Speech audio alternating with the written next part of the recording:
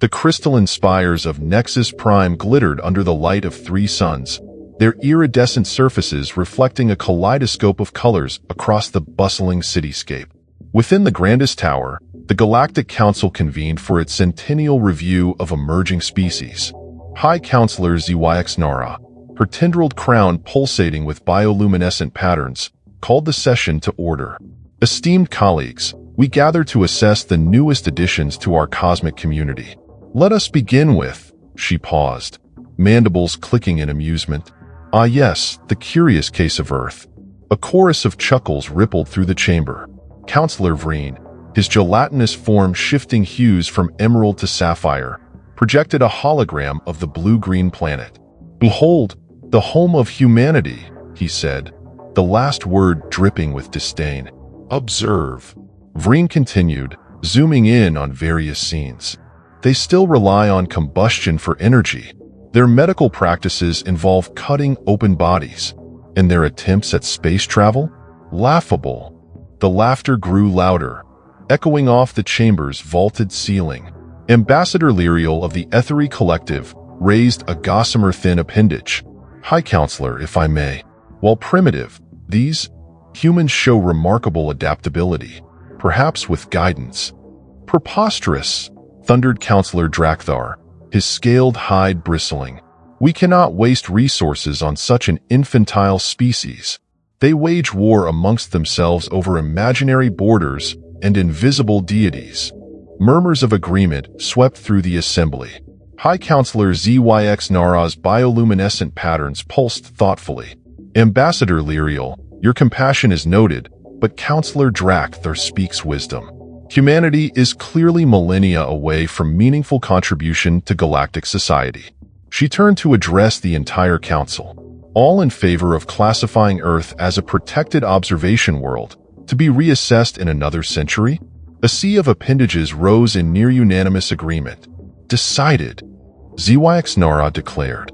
Earth shall remain isolated, left to its own devices. May they not destroy themselves before they learn to truly look to the stars. As the council moved on to more pressing matters, none could have foreseen how drastically the tides would turn.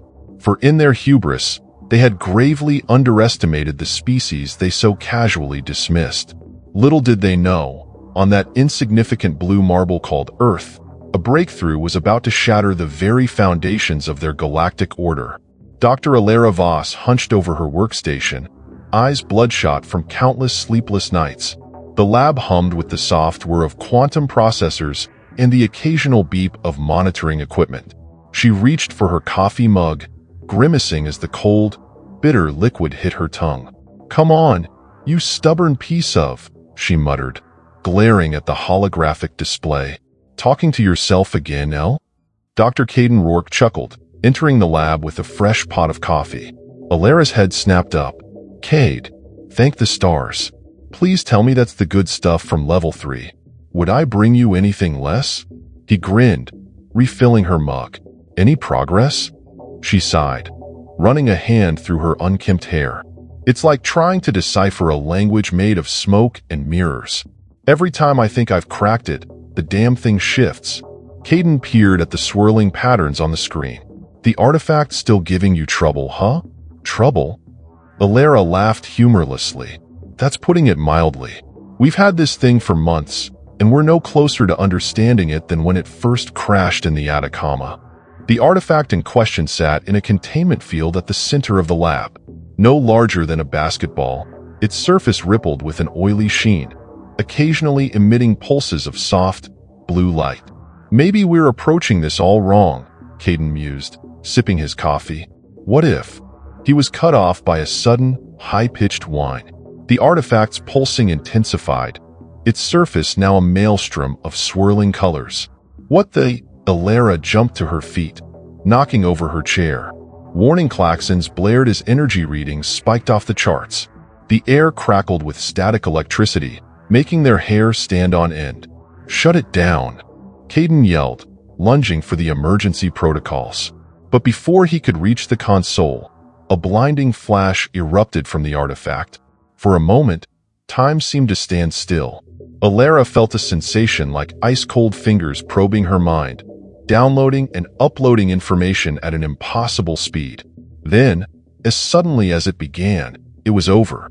Alara blinked, her vision swimming with afterimages. Cade? Cade, are you okay? I think so, he groaned, picking himself up off the floor. What in the name of Einstein's ghost was that? Alara stared at the artifact, now inert and silent. Her mind raced, trying to process the flood of information that had been thrust into her consciousness. Cade, she whispered, her voice trembling with a mixture of awe and terror. I think we just received a distress call. From across the galaxy. Caden's eyes widened. That's impossible. We don't have the technology to. We don't, Alara interrupted, her fingers flying over the keyboard. But they do. Look.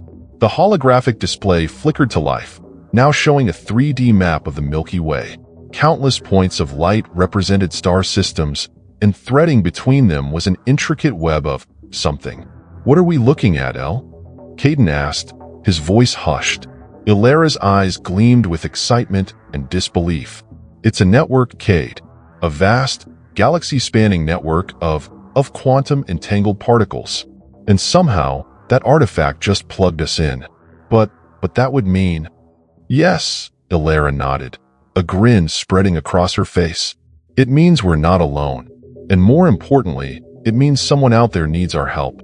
As the implications of their discovery began to sink in, neither scientist noticed the small, blinking light on their communication console.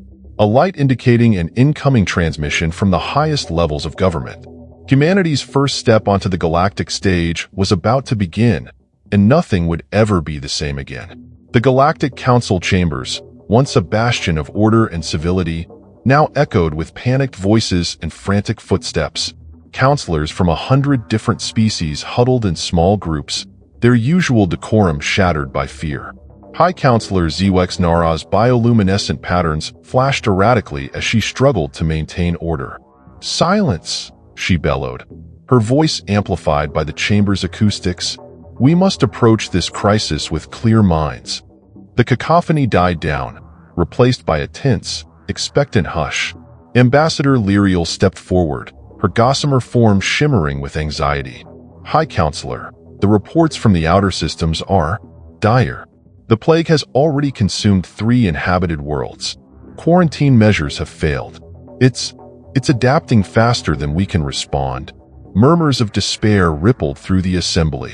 Counselor Drakthar, his scaled hide now pale and sickly, spoke up. Our finest minds are baffled.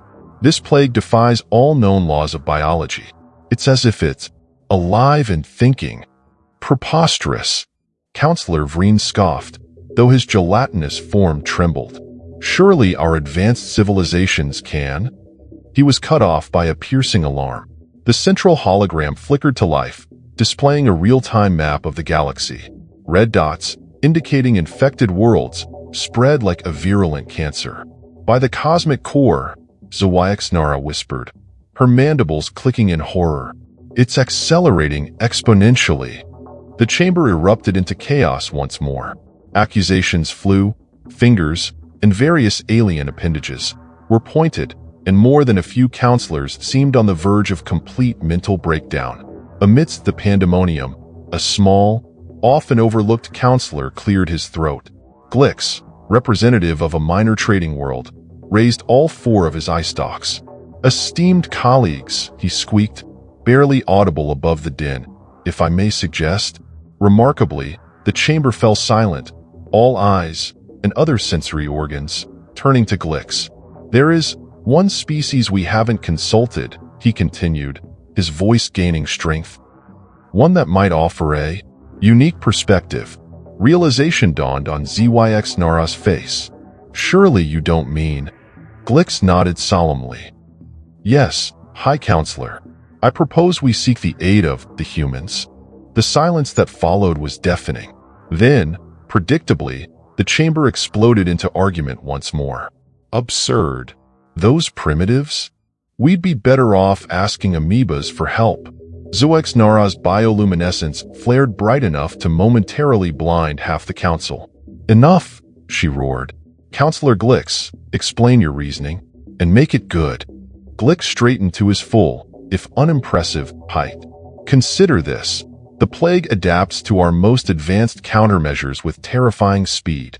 But the humans, their medical technology is so primitive, so alien to the plague's parameters, that it might just work. He continued, gaining confidence. Moreover, their history is rife with battling diseases. They've faced pandemics with far less advanced tools than we possess. And let us not forget their unparalleled talent for thinking outside the box, as they say. The council chamber buzzed with hushed conversations. Even the most skeptical members couldn't deny the logic, desperate as it might be. Zuix Nara's patterns pulsed thoughtfully. It goes against everything we stand for. To ask for help from a species we deemed unworthy. She paused, her compound eyes scanning the worried faces around her. And yet, what choice do we have? She straightened, her decision made. Prepare a delegation. We shall make contact with Earth immediately. May the cosmic core have mercy on us all. As the council scrambled to action, none could have predicted the series of events they had just set in motion. For on Earth, Dr. Alara Voss and Dr. Caden Rourke were about to receive a transmission that would change the course of human history forever. The stage was set for humanity's grand entrance onto the galactic scene. But would their primitive knowledge be enough to save a cosmos on the brink of collapse? Only time would tell. The conference room at the United Nations headquarters in New York was packed to capacity. World leaders, top scientists, and military brass from every corner of the globe sat in tense silence, their eyes fixed on the holographic display at the center of the room. Dr. Alara Voss stood before them, her usual lab attire replaced by a crisp suit that did little to hide her nervous energy. Beside her, Dr. Caden Rourke fidgeted with a data pad, double-checking their presentation for the 100th time. Ladies and gentlemen, Alara began, her voice steady despite the butterflies in her stomach. What we're about to show you will change everything we thought we knew about our place in the universe. With a gesture, she expanded the hologram, filling the room with a 3D map of the Milky Way. Gasps and murmurs rippled through the audience as the intricate network of quantum-entangled particles came into view. 3 days ago, we received a distress call from the Galactic Council, Alara continued, her words met with looks of disbelief. Yes, you heard that correctly. We are not alone, and our galactic neighbors are facing an existential crisis. Caden stepped forward, taking over the presentation. The situation is dire. A cosmic plague is sweeping through the galaxy, adapting to and overwhelming even the most advanced alien technologies. And now, in their desperation, they've turned to us for help.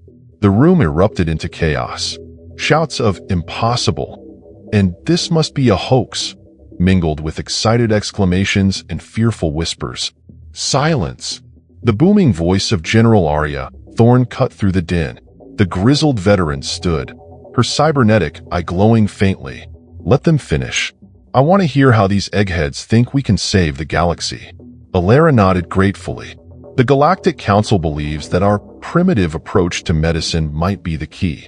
The plague adapts quickly to their advanced treatments, but our methods are so different, so unexpected that they might just work. But surely their technology is far beyond ours, a skeptical voice called out. How could we possibly succeed where they've failed? Caden grinned, a mischievous glint in his eye. That's just it. We're not going to rely solely on technology. We're going to use every trick in the book, and then write a whole new book. He tapped his data pad, and the hologram shifted to display a series of seemingly unrelated images. Honey, moldy bread, soil samples, and a platypus? Ladies and gentlemen, Caden announced, his excitement palpable. Welcome to Project Pandora's Box, our plan to unleash humanity's weirdest, wildest ideas on an unsuspecting galaxy. For the next hour, Alara and Caden outlined their audacious strategy. They proposed combining cutting-edge research with ancient remedies, tapping into the bizarre extremes of Earth's biosphere, and applying human ingenuity in ways the aliens had never imagined. Bacteriophage therapy from Georgian caves? Check, Alara exclaimed. Extremophile bacteria from deep-sea vents? You bet, Caden added. And let's not forget good old-fashioned soap and water.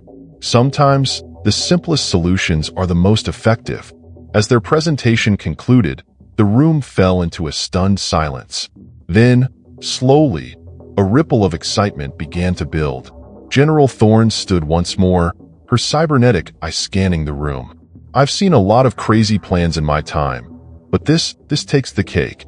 She paused, a slow smile spreading across her face. I love it. You have my full support. One by one, other leaders voiced their agreement. Within hours, Project Pandora's box was given the green light, with resources from every nation pouring in. As Alara and Caden left the conference room, exhausted but exhilarated, a thought struck them both simultaneously. You know, Alara mused, we might just be crazy enough to pull this off.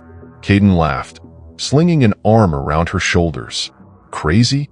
Oh no, my friend. We're about to show the galaxy what it truly means to be human.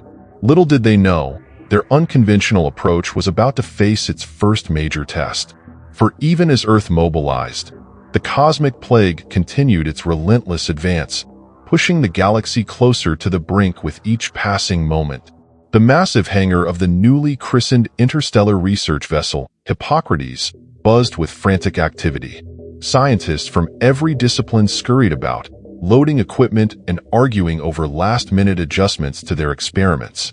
In the center of it all stood Dr. Alara Voss and Dr. Caden Rourke, barking orders and coordinating the chaos. Careful with that, for crying out loud. Alara shouted as a team struggled with a large, humming containment unit. That's our supply of tardigrades. If those little water bears get loose, we'll never catch them all. Caden chuckled, checking off items on his holographic clipboard. Relax, Elle. Everything's under control. Well, as under control as a madcap mission to save the galaxy can be. A booming voice cut through the din. T-minus 30 minutes to launch, people. If it's not on board in the next 15, it's staying behind. General Arya Thorne strode through the hangar, her cybernetic eye glowing with determination. Voss, Rourke, status report. Now. Alara straightened, meeting the general's gaze. We're at 98% readiness, ma'am. Just a few last minute. An ear-splitting crash interrupted her, followed by a string of colorful curses. They turned to see a broken crate, its contents, what looked suspiciously like moldy fruit, scattered across the floor. Make that 97%, Caden sighed. Don't worry, we've got spares. Thorne raised an eyebrow. Do I want to know? Probably not, Alara and Caden replied in unison. The general shook her head, a hint of a smile tugging at her lips. You two are insane. You know that? But right now, insane might be exactly what we need. Her expression turned serious. The latest reports from the Galactic Council are grim. The plague has reached the core systems. We're officially out of time. A somber silence fell over the trio, the weight of their mission settling heavily on their shoulders. Caden was the first to break it. Well then, we'd better not keep the galaxy waiting. Elle, shall we do the honors?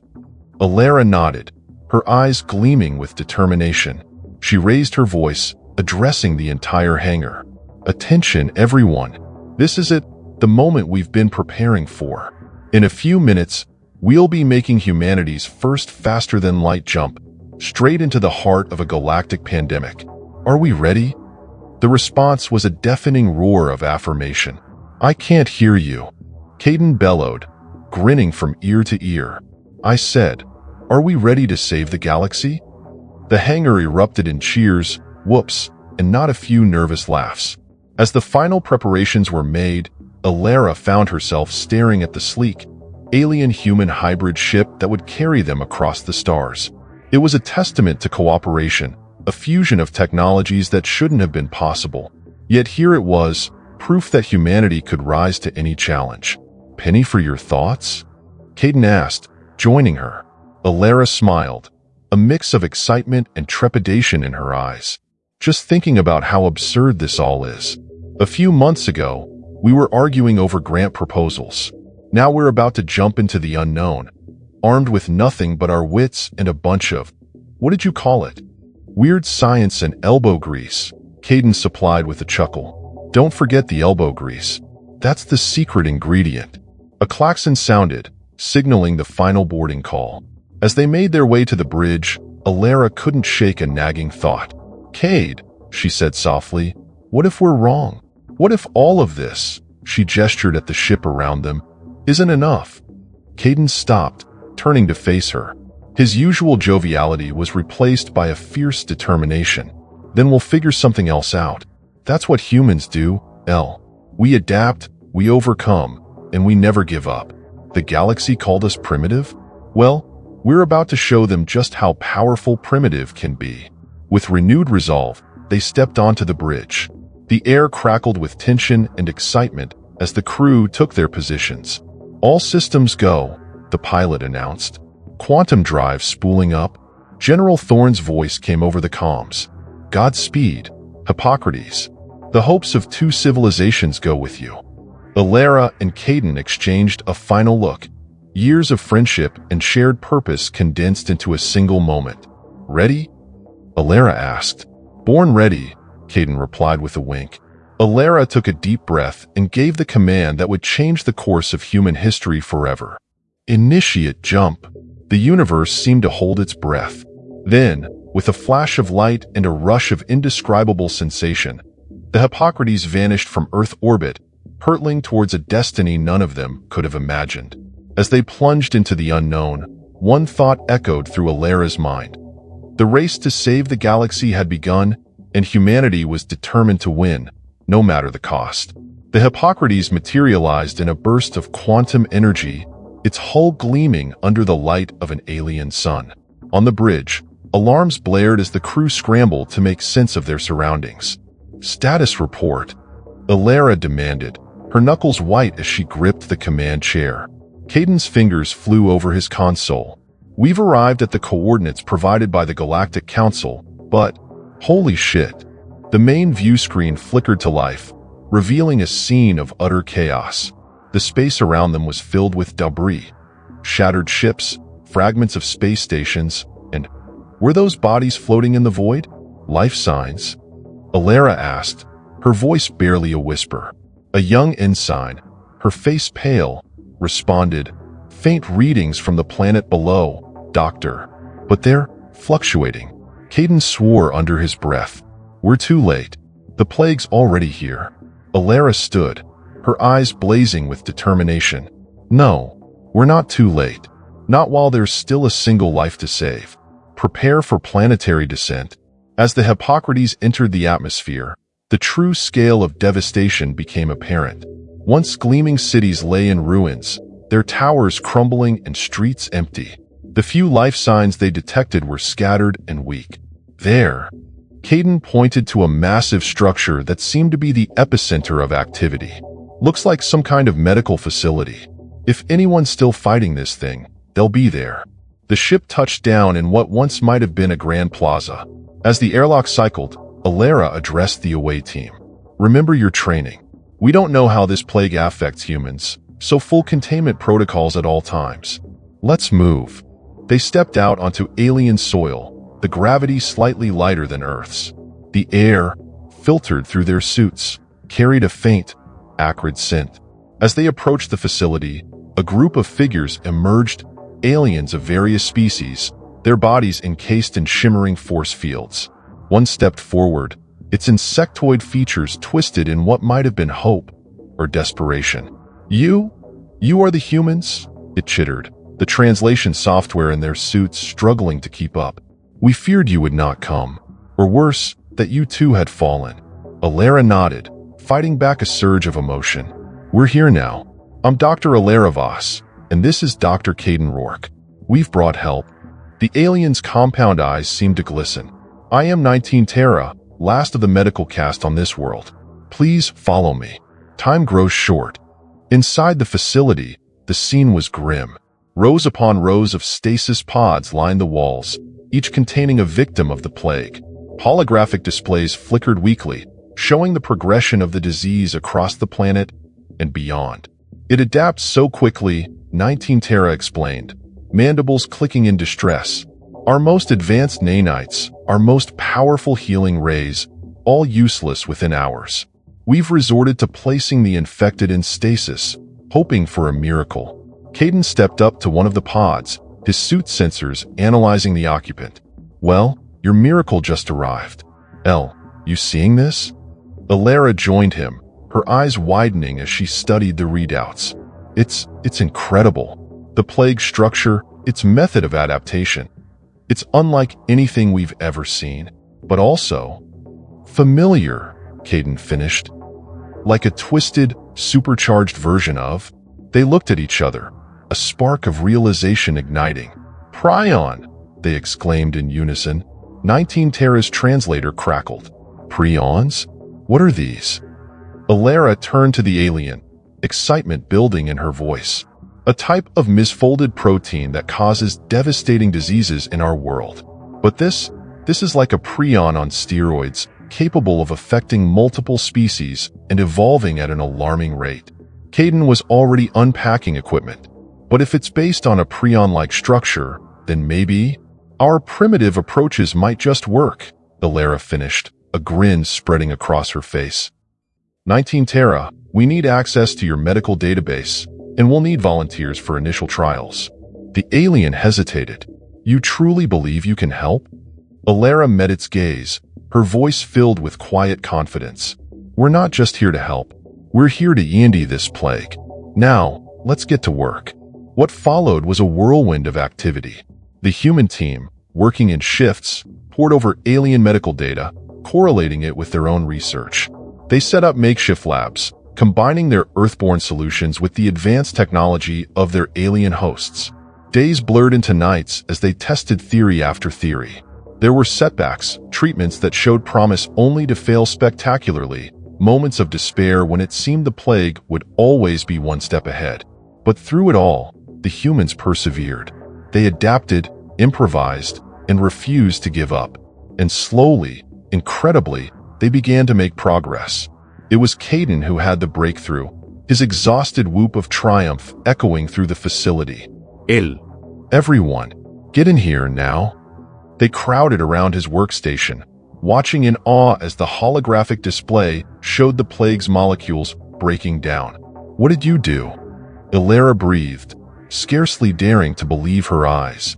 Caden's grin was equal parts triumphant and manic. Remember those tardigrades? Turns out their ability to survive extreme conditions was the key. I combined their DNA with a cocktail of our other primitive remedies, and well, see for yourself. 19 Terra's mandibles quivered.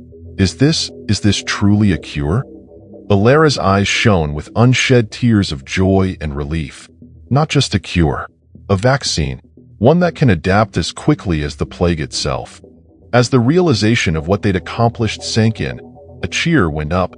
Human and alien voices joined in a chorus of hope reborn. But even as they celebrated, Alara's mind raced ahead. They had the cure, yes, but how to distribute it across an entire galaxy before it was too late? The greatest challenge still lay ahead. The Grand Chamber of the Galactic Council, once a symbol of order and power, now buzzed with an energy it had never known before. Representatives from 1,000 worlds crowded the tiered seats, their voices a cacophony of different languages, all united by a single emotion: hope. At the center of it all stood Dr. Alara Voss and Dr. Caden Rourke, looking somewhat out of place in their simple Earth attire amidst the sea of alien finery. But today, all eyes were on them. High Counselor ZYX Nara raised her tendrilled appendages, calling for silence. The chamber fell quiet, anticipation thick in the air. Esteemed colleagues, ZYX Nara began, her bioluminescent patterns pulsing with barely contained excitement. Today, we gather to recognize an achievement that, mere cycles ago, seemed impossible.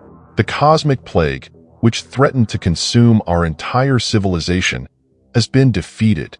A roar of approval shook the chamber. Alara and Caden exchanged a weary but proud smile. ZYX Nara continued, and we owe this miracle to the most unlikely of saviors, to a species we once dismissed as primitive, as unworthy of our attention. Doctors Voss and Rourke, on behalf of the Galactic Council and all sentient life in our cosmos, we extend our deepest gratitude. As the applause washed over them, Alara stepped forward to address the assembly. Thank you, High Counselor. But the credit doesn't belong to us alone. This victory was achieved through cooperation, the combining of your advanced technology with our, as you put it, primitive approaches. Caden chimed in, his usual grin in place despite the exhaustion evident in his eyes. Yeah, turns out sometimes you need to think inside the box. A really old, dusty box full of weird Earth stuff. A ripple of laughter spread through the chamber, tinged with a newfound respect. Alara continued, her voice growing stronger. The cure we developed is just the beginning. We've proven that diversity of thought, of approach, of life itself is our greatest strength against any threat, cosmic or otherwise. She paused, her gaze sweeping across the assembled aliens. You called us primitive. You dismissed our potential. And yet, when faced with extinction, you turned to us for help. Perhaps it's time for the Galactic Council to reconsider its criteria for advanced civilization. A murmur of agreement and some uncomfortable shifting rippled through the crowd. HFY's patterns flickered in what might have been embarrassment. Your point is well taken, Dr. Voss.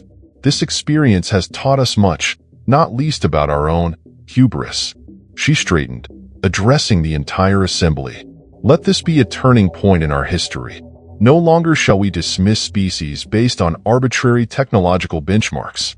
From this day forward, Earth and humanity will have a seat at this council, with all the rights and responsibilities that entails.